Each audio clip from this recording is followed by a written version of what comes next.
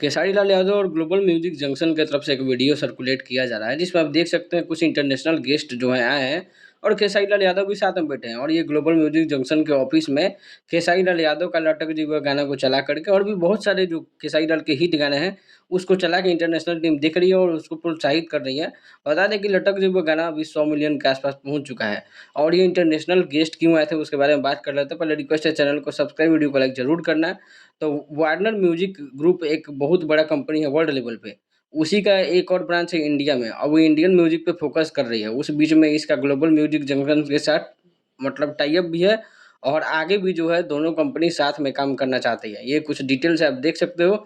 Warner music group world level पर है और वार्नर म्यूजिक इंडिया इंडिया पे म्यूजिक पे फोकस कर रहा है जिसके सीईओ हैं जय मेहता। और इनके साथ ही मीटिंग थी ग्लोबल म्यूजिक जंक्शन की और उसके साथ आगे भविष्य में हो सकता है कोई कॉन्ट्रैक्ट वाला बात हो जिसमें खेसारी लाल यादव भी पहुंचे हुए थे। उसी मीटिंग में खेसारी लाल यादव के जितने भी हिट गाने हैं उनको चलाया जा रहा था, उनको एंजॉय कर रहे थे इंटरनेशनल टीम और काफ़ी ज़्यादा तारीफ कर रहे थे, जिसका वीडियो खेसारी लाल यादव के इंस्टा आईडी पे आप जाके देख सकते हो। Thank you.